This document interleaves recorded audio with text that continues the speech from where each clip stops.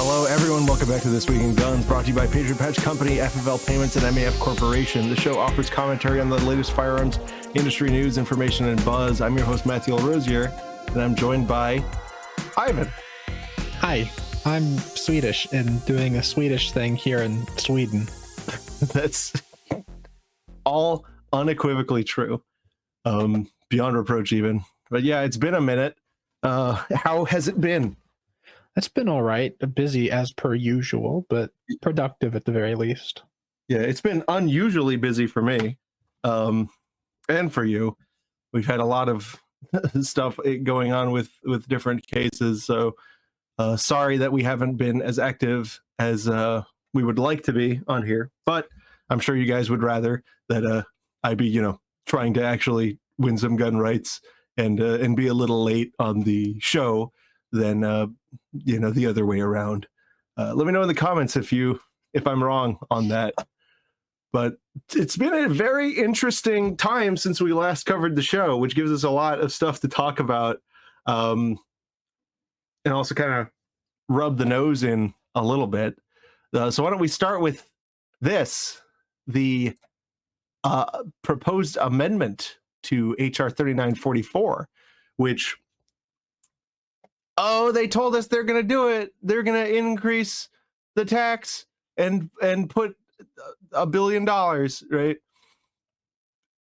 Should be levied, collected, and paid on firearms transferred, a tax at the rate of $4,709 for each firearms transferred. Of course, this is a nothing amendment that was suggested to try to undo what was done in the BBB. And you might think, well, that's an oddly specific number. But what's more interesting is when you do the CPI inflation calculator and you start with $200 in July of 1934, when do you get to $4,709? I mean, do you think it would be the current day? I figured it would be current day, but which is it? November of 2024. Interesting. That is the closest one. So that is something, I guess. This is like some kind of symbolic. Take that. We're going to unelect you with the big expensive gun transfer tax. Yeah, we're going to unelect you by by hating poor people more, because that's whatever. So, of course, a lot of people were like, oh, we told you that's what's going to happen. And it's like, and it still hasn't happened. Yeah, the chances it happens is very slim. It is interesting, though, that it's interesting to see that, of course, it was Chris Murphy, right, who is just as deeply unserious as they come. But he did try it, right? He did stick his neck out and say, I think poor people shouldn't have these. Right. Yeah, he did say that.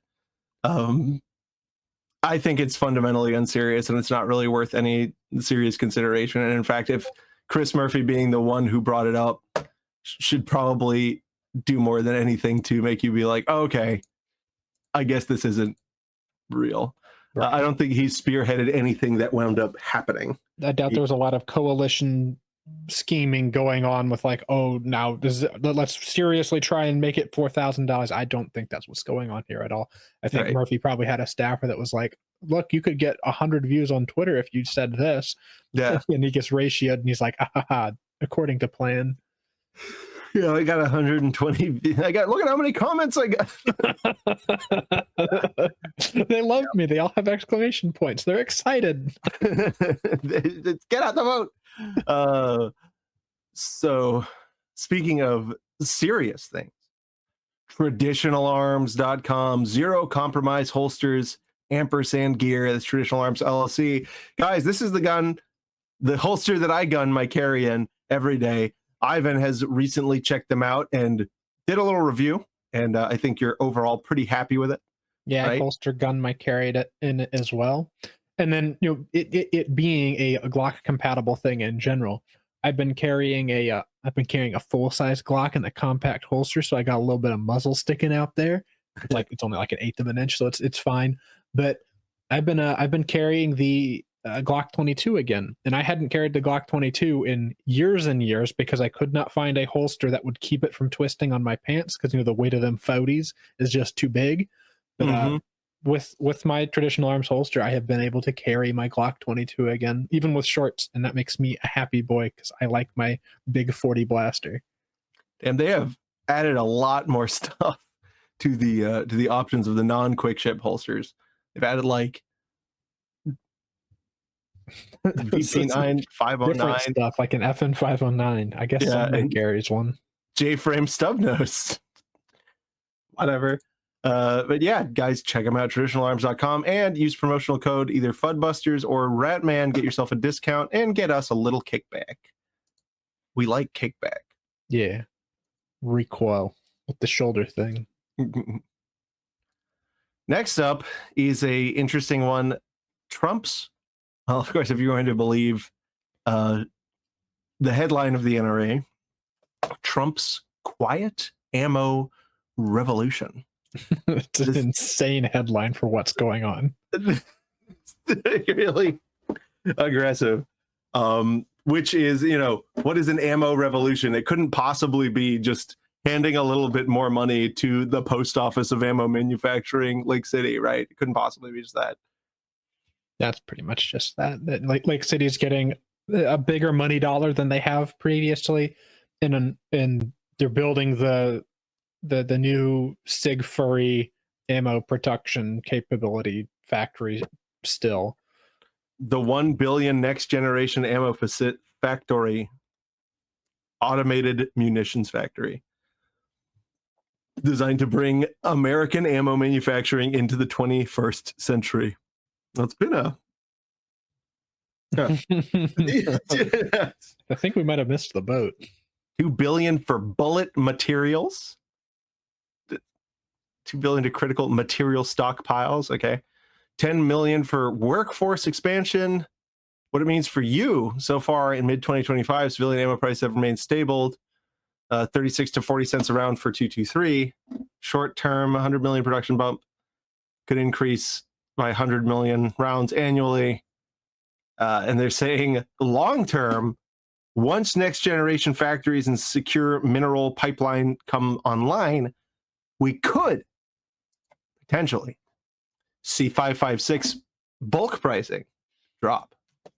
The funniest thing about the gun industry is that so much of it is panic and emotionally driven that the figuring out supply side issues isn't nearly as important as public messaging and stuff like that. And it's usually completely outside the control of ammo manufacturers, where the times we've seen ammo get either very expensive or ammo get very cheap has almost nothing to do with the actual production capability of ammo manufacturers. An ammo manufacturing plant shuts down for a week because there's a union strike or something, will barely move the needal. Like some people start getting sick and stealing toilet paper. You can't, like 5.56 is $1.50 around because of the toilet paper thieves at Walmart or something. Yeah, that's the weird thing about ammunition prices, is that they're very sticky until they're not. Yes. Like they're and then it's a slip and slide, and it's usually in the wrong direction. Yeah, it's like very sticky when things that should change it happen. They're like, no, stickiness means, like, I'm sure you can imagine what it means, right? It's a resistance to the fluctuation. But then, like you said, toilet paper theft, or like the pen and phone comment from Obama. I don't know if you remember that. That made 22 suddenly unobtainable somehow. The guns that no one was going to ban. I can remember waiting in a line outside of a farm home store because we got the inside drop on when the 22s were going to be there, but so did a bunch of other people. So we lined up before they opened to be able to buy one brick of 22 per person. Yeah, the ammunition that was just absolutely under no circumstances going to be targeted by anything. And everybody just freaks out and starts buying it. Yeah, so it's like it's a very RNG based economy, which is fun, I guess. I don't know. Next up, this is something, it's kind of serious, and it's horrible what happened. Any preventable death is really terrible, especially when there was a long series of events that were highly publicized that were basically screaming that this would have happened. And so clearly that didn't happen in this instance because, you know, the Air Force had to pause the M18 pistol use after an airman's death at a Wyoming base. And of course, this was the very sad incident when the Air Force security force officer took his gun in his holster off and set it on his a desk or something, and it shot him in the chest and unfortunately killed him. And so it's completely paused and being replaced. All of the M18s in Air Force use are being replaced with an M4 carbine, which is so not quite all Air Force. So it is just the missile-based guard forces, right? Which interestingly, like if you'd say that about the Army, you'd be like, what is that? Like 5% of their people with guns. The Air Force, it's like their security forces for missile bases is a substantial number of the people that have guns in the first place, because otherwise they're not doing a lot of gun stuff besides guard and security duty stuff. Right. So it is a pretty considerable number of the Air Force's guns. Now, that said, how many guns does the Air Force have in the first place? Not a ton, but that makes it even more interesting, I think, to me, because of all of the branches that would be not willing to accept any sort of liability in their pistol, the Air Force, I would assume, would be the quickest, where they're like, what do we care, right? It's not that big of a deal. We barely have any of these things out there. And it's very interesting then that A, this issue happens with an Air Force gun, and then B, it's maybe reassuring to some extent to see the Air Force jump immediately on this, pull all of the M18s out, mandate inspections, and it seems like they're pretty 100% inspections. Yeah, it seems like they're pretty switched on about what is to be inspected on these guns, where they're checking for deformation at sear surfaces, they're checking for function and springiness of the striker safety block. So it seems like they maybe already have some indication of what might be wrong with these guns, and maybe that's from the conversations, because there's been more conversations about this recently with the FBI and immigrations enforcement dropping the SIG 320, where the FBI put together a great big report where they're like, these series of things could be wrong on a gun that could lead to it potentially being in an uncommanded dischargeable situation, which was sort of a wake-up call, I think, for a lot of the professional users of the 320. So this is limited to the Air Force Global Strike Command, which is more than 33,700 people. So it's not tiny, right? It's pretty significant. And so what are they saying? Air Force Special Investigations leading the Air Force in collaboration with the Security Forces Center and Headquarters Air Force Security Surface to conduct a thorough review of the M18 and develop appropriate corrective measures. Sig Sauer said it had offered to assist. I don't know, man.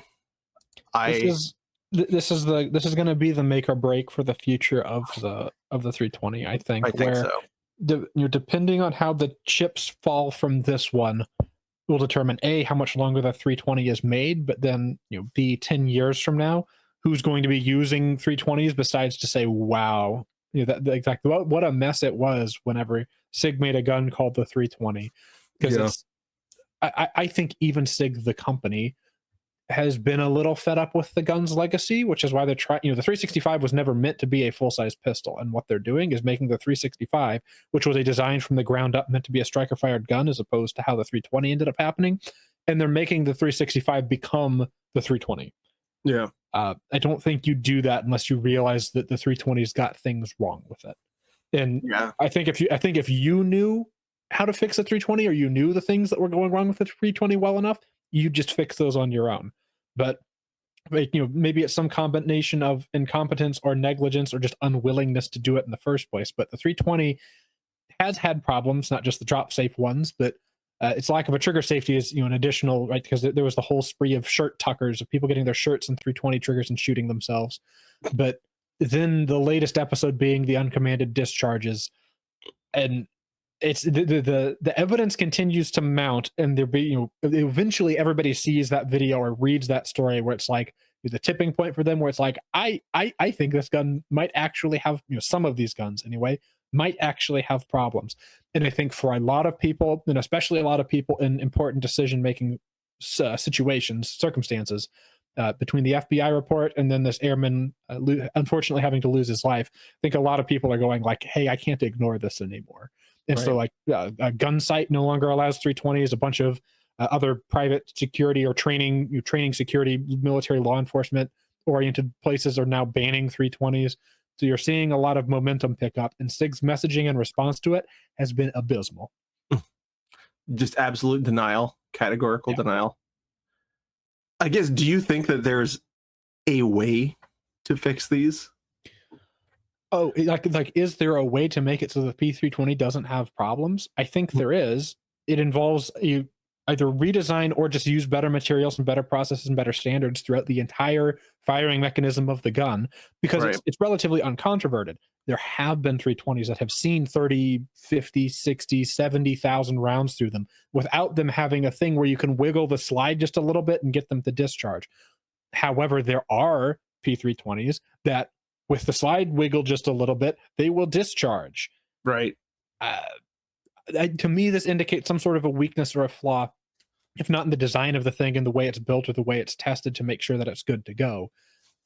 I think that could be fixed. The problem now, though, is everybody has this taste in their mouth, and SIG has put themselves in the impossible situation of like, they haven't just dug a hole, right? It's a crater at this point.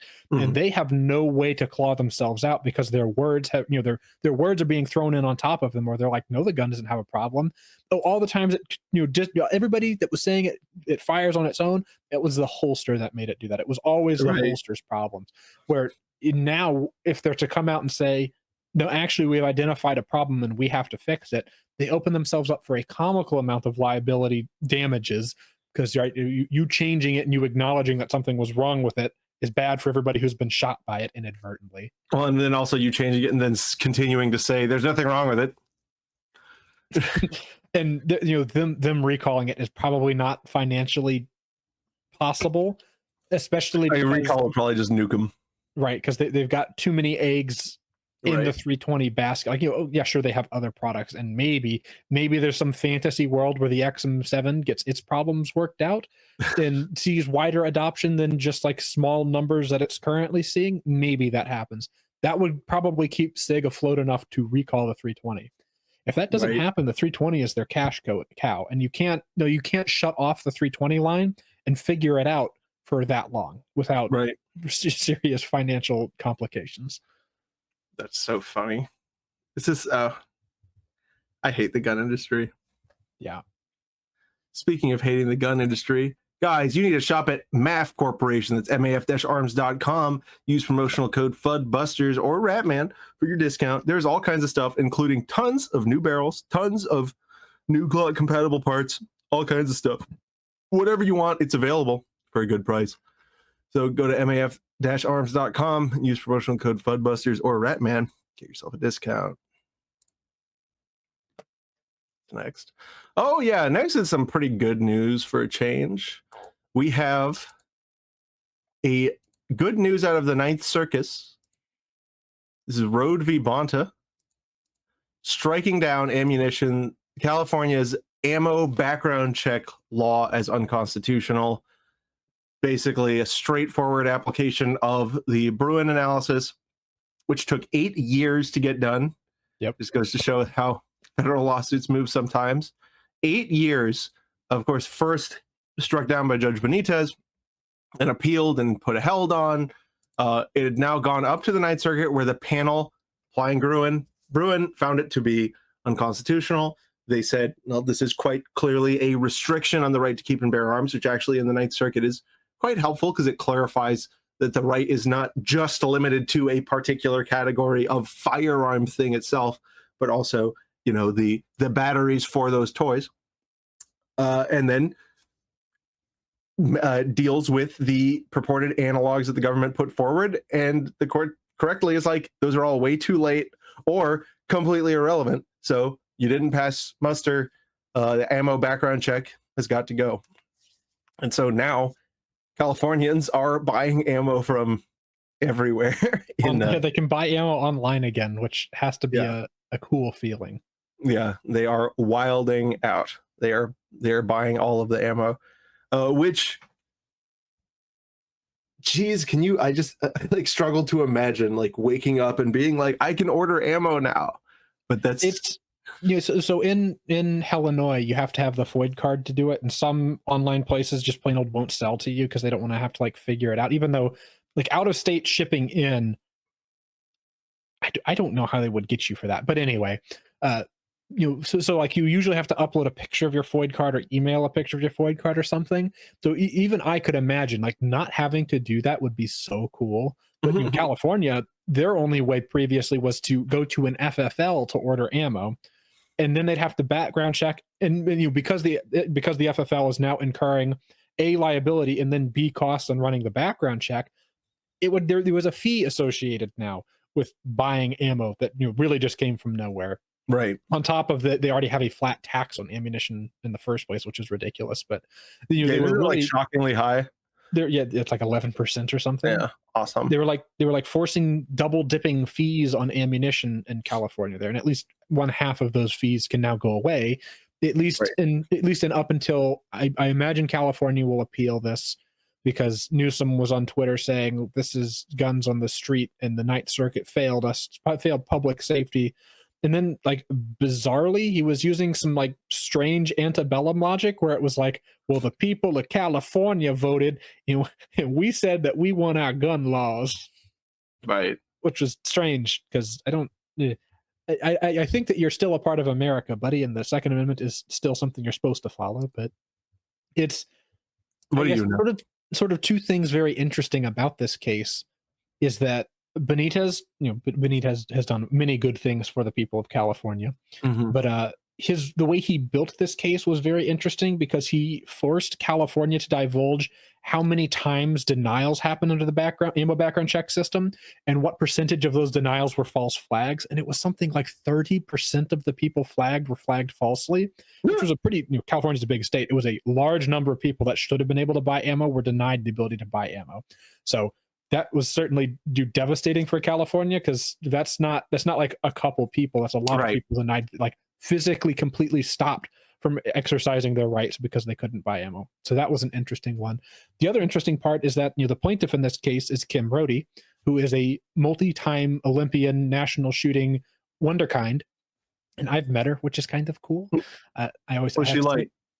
She's great. She was nice and friendly, but she's rather outspoken about this particular thing being her, because she lives in LA County, but she's been outspoken about this being her line in the sand for the insanity of California's gun laws. Is like, she as being a competitive shooter with shotguns will go overseas to other countries and can bring ammo back with her, or can go to other states and bring ammo back with her, except she lives in California, so she can't cross into California with ammunition because she's not an FFL.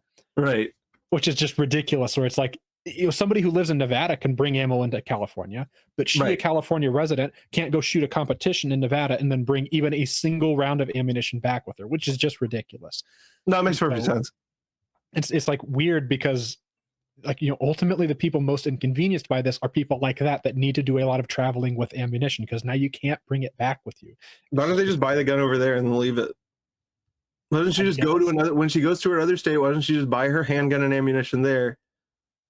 Just never come back with it, or you'll go to jail. Well, and also you can't buy your handgun.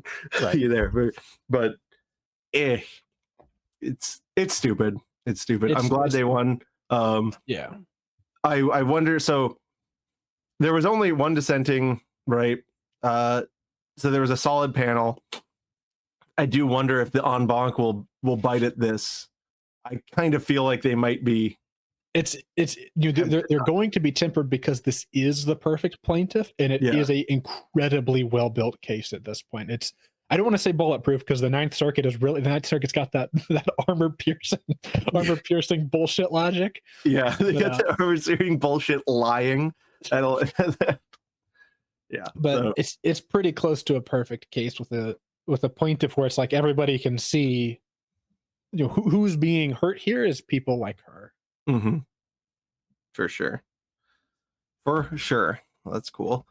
Next up,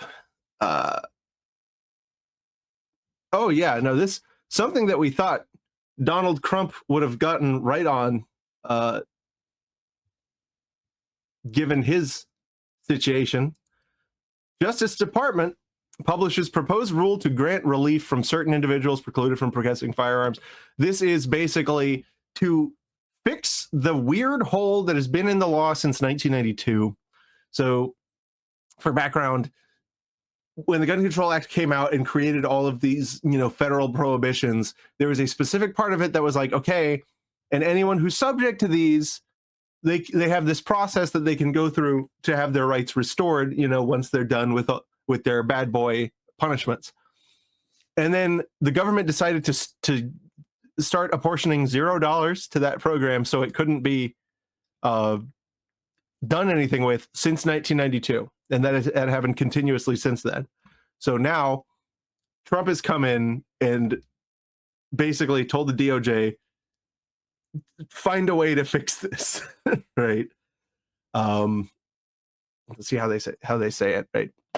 Let's see how it's done with Newspeak. President Trump directed the DOJ to address the ongoing infringement of the Second Amendment rights of our citizens. All of them, except the ones that they like enforcing. Federal law disables the firearm rights of many citizens who have been convicted of crimes without regard to whether they actually pose a threat of violence. But federal law also empowers the Attorney General to restore Second Amendment rights to individuals who are not likely to act in a manner dangerous to public safety. Today, the Department of Justice submitted to the Office of the Federal Register a proposed rule regarding the exercise of the Attorney General's authority under 925C to grant relief to individuals who are otherwise precluded from possessing firearms. And then this is Bondi, the great defender of our rights, said, for too long, countless Americans with criminal histories have been permanently disenfranchised from exercising the right to keep and bear arms, a right every bit as constitutionally enshrined as the right to vote. I think it's substantially more enshrined, actually. Well, and then after that, the right to free speech and the right to free exercise of religion. One of these things is not like the other. Irrespectively of whether they actually pose a threat. No longer, said Pam Bondi, the proposed rule will provide citizens whose firearm rights are currently under legal disability with an avenue to restore those rights while keeping firearms out of the hands of dangerous criminals and illegal aliens. Dangerous criminals and illegal aliens. The contrast there is just incredible messaging. Good work, guys. Yeah, real brain stuff. Ultimate discretion to grant relief will remain with the Attorney General, and she will exercise that discretion on a case-by-case basis in light of all available facts and evidence that bear on an individual's application. But absent an extraordinary circumstance, violent felons, registered sex offenders, and illegal aliens, in particular, will remain presumptively ineligible for relief. So, violent felons, okay, that's one thing. Sex offenders, that's another thing. Registered is weird though, because you can stop being registered. Well, so I guess maybe that's the thing, is like, I don't know, maybe that's if your registration status is active, which is who knows. And what only recently became a crime and is mostly a civil infraction. That's fine. Which is strange. Presumptively ineligible based on, irrespective of whether or not they actually pose a threat. That's fine. I wouldn't worry about it. So it's absent in this press release, but I did read through the rule because I was curious. For people who do a felony that sounds in violence, such as drug distribution or like civil disobedience or these sorts of things, 10 years after the completion of your sentence / parole / whatever comes after, 10 years after that point, you're supposed to be able to get your gun rights back. For people who do things that are purely nonviolent, like maybe tax offenses or stuff that doesn't sound in crime, it's a 5-year after the completion of your sentence, punishment, whatever, you're supposed to be able to get your gun rights back. Meanwhile, for people who do violent felonies or illegal aliens, which is being kept separate here, which is just, again, it's just amazing messaging. It's like, these people are violent and bad, and these guys are illegal aliens. It's like, great guys. You should probably workshop that one a little better. But yeah, so they are presumptively ineligible. Interesting. Absent extraordinary circumstances. So I guess that would be like, becoming a pastor. So your name is Mel Gibson and it's domestic violence that you lost your rights for, and then you're Trump's buddy. That's, but yeah, wasn't he the first one? Like he was the test. He was Whatever. like the pilot, I guess. Before they had this rule, the attorney general just like tapped him on the head and said, "You have gun rights again." And he was like, "Great." And then he got a 686 to do funny with. Well, that's cool. Hey, and that is, honestly, I think this was a very smart move for Trump. Well, and for Republicans in general, right? Because if this goes through, they will have just gained a massive appreciation from a lot of people, especially in disenfranchised communities, who have felt really victimized by being completely disenfranchised of their rights. Previously, the only people who were speaking to them were Democrats, while also saying, no, you stay disarmed. I think that this could be a huge messaging point for future Republicans. I think it was very smart. And I do think that this could earn a lot of votes in the future by hanging your hat onto this. What do you think? I tend to agree. It's right. It's one of those things where federal rights loss for guns is felonies or things that were punishable by over a year, up to a year, Right. over a year, which is a hilarious number of things in some states. Like you can get that for like traffic mess ups in some states. You can get that for a large number of things, right? Yeah. Or and then speeding a lot. Right. Or like you can get into like the utterly ridiculous side of the federal stuff where it's like Right. having more than 3 rounds in a shotgun when you're shooting up at a bird in the sky. Like, okay. Yeah, somebody should lose their ability to own a gun for forever because they shot at a bird too many times. Right. It's just like ridiculous stuff. Or like, there's fishing ones are always bad, right? Like, the fish was like a half a pound too small, you bastard. Right. Go sit in the cell. You got your fuck. You got your wood pulp from a questionable source. Get in the cage. You sold something as Swiss cheese that didn't have enough perforation. Straight to jail. Cage. Oh, God. But you know what's good about something that isn't that? FFLpaymentprocessing.com, guys. Buy FFLs for FFLs. Get you a good rate. Stop paying too much for your gun store, for your e-commerce business that's adjacent, for whatever. Get in contact with FFLpaymentprocessing.com. Tell them we sent you. You're going to get special treatment. And on top of that, it's not just gun-related businesses. Contact them, and they're going to hook you up with Centurion Technologies, which is the broader side of the business that will just take care of you. It's honestly worth it. Going to save money. And also, you're going to be dealing with people that want your business. I cannot tell you enough what a difference it made to switch from getting payment processing through the banks, how many hidden fees were imposed that I never even thought about it, and that I didn't even know about it until Gino sat down and showed me my statements and showed me where they were hiding all these insane fees. Saved a lot of money, guys. I cannot overstate what a smart idea it is to contact these people. FLPaymentProcessing.com. Tell them I sent you. Guys, listen, you can't defund the police. You can't, right? This is something that all progressives agree that you cannot defund the police. You have to give them as much money as possible. And that's why AmericanProgress.org has come up with this press release that says Trump's budget cuts to ATF will endanger public safety. Because you can't defund the police. You have you can defund the police, but the federal police need as much money as possible. You have to pay them. They're the ones that keep you the safest. You have to pay them more. The federal police that you see all the time on your street corner saving the cat from the tree, they need him. They need the cash. You're gonna get real messed up if your local ATF officer has to be working 2 shifts, right? Two different real job. What if there was less of them and then they couldn't harass the shit out of your local gun shop? I'm not going to say that this happened to me, right? But imagine that you were a guy who had a conversation with your IOI, your ATF inspector, and he smelled like pot. Imagine you were in that situation. How would you feel? Anyway, these people they deserve more money. Listen, I got some key statistics for you as to why this is a bad play. ATF's budget has stagnated over the past 2 decades compared with other federal law enforcement agencies, which have all seen steady increases.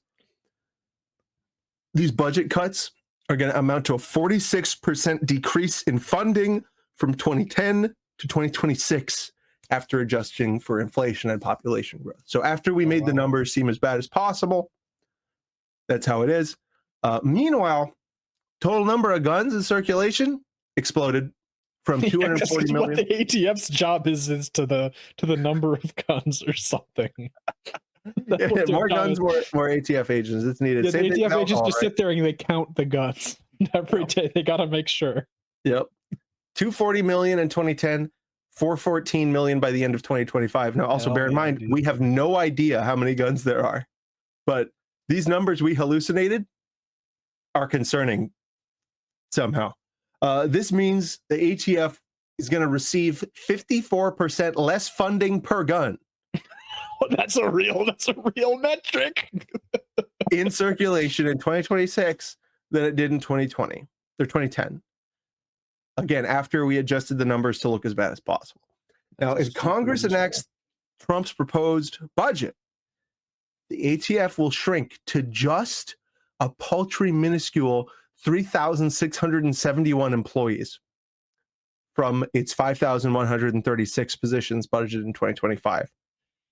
A 29% reduction. How many? That is a significant. That's 29. Actually, once I adjust the numbers, that's 79% less agents per gun, per capita, per dollar per spending increase, adjusted by the food desert index. Without additional resources, ATF will not be able to provide state and local law enforcement with crime gun intelligence necessary to tell people we can only go to the first retail purchaser. We don't know what happened with that Ruger 85 that you keep finding, said Nick Wilson. So stupid. Who wrote this? Who are you? Ah! Whoa. Dang. Noted. I wasn't familiar, but now I understand. All right. Well, that's great. It's sort of a silly thing, right? And I guess I'll back up and tell the story again. When Scalia was alive, he explained that the proper way for Republicans to get rid of gun control would be to just defund the things that they don't want the ATF doing. Right. And I know as a part of this budget, at least in the House, Republicans were sort of at least playing lip service to that, where it was like all of Biden's ATF rules. They were like, well, we don't have to get rid of them. All we have to do is say, ATF, you can spend $0 on enforcing this, right? So not dissimilar to how they kept the felon rights restoration thing from ever happening, right? They just kept money away from it. Where, you know, Republicans in Congress, short of getting rid of the laws we don't like, could just appropriate $0 for these things. Yeah, it's certainly a consolation, right? We'd prefer it be gone, but if for example, House Republicans were like, from now on, ATF can spend $0 on enforcing SBR regulations, right? At the very least, for the remainder of this year and the year after, you can make hay while the sun shines, because ATF isn't supposed to be able to do anything about that, right? So, Scalia sort of, not that specific example, but Scalia indicated Congress has the purse strings. If you're upset with the state of the federal regulatory agency, they are entirely dependent on your handouts. Mm-hmm. So while I don't want the other side necessarily to weaponize that, it would be hilarious for our side to weaponize that more often, because there's a lot of things the ATF does that are kind of stinky. And the ATF was, for the past 4 years, particularly stinky boys. And I believe that they deserve to have their toys taken and sent back to Walmart Zone. That's true. That is true. Walmart Zone. In fact, they should have to get jobs as greeters at Walmart Zone. Yeah, then they could maybe make someone happy. They could maybe contribute to society in some possible way. Right. Well, next up, we've got something, as usual, that would be really cool if it happened, but will not happen. We've got Congressman Wide, Weed? Wide. whatever. Weed? He's a Wisconsin. He looks like that. Introduces the Fire Act to protect Second Amendment rights, and this is basically a federal a prohibition on the prohibition of magazine capacity.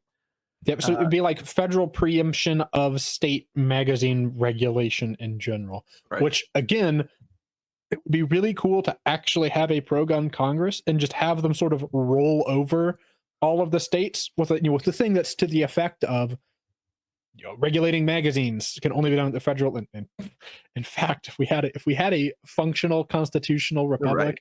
that's just how it would work by default. Yeah, because it already says that. If we're going to have like a federal supremacy clause, there has to be preemption of the things that are in the Bill of Rights, just like as a flat matter. Right. The only gun laws that should be tolerable are the ones that the federal government puts in place, and only if they pass muster with the Second Amendment, because we do not need like a million different circuits in every different corner of the country doing their own disingenuous interpretation of what they think that means, because this whole debate was already settled. But we don't have that functional constitutional republic. Instead, we've got something else. And so we would need these things for it to work that way. And it would be great if we'd have them, right? Then, a law at the federal level that says states cannot regulate magazines. That's, it's our job. We're the ones that put the Second Amendment in place. You guys are subject to us, because unfortunately, the supremacy clause only ever hurts us, right? Because whenever Texas says, we're not going to regulate suppressors no mo, the federal government's like, excuse me, you said what? You can't stop us from coming there and doing that, right? Which is stupid, right? Because really the way that should be is the other way around. But if we're going to have the supremacy clause exist, it should at least protect our rights sometimes instead of never. Right. Well, from Congressman Wyed, the Fire Act ensures that law-abiding gun owners can access magazines of any size, no matter where they are in the United States. It's well past time we take the Founding Fathers' words, shall not be infringed, seriously. It's a good thing, I guess. I don't think it's good.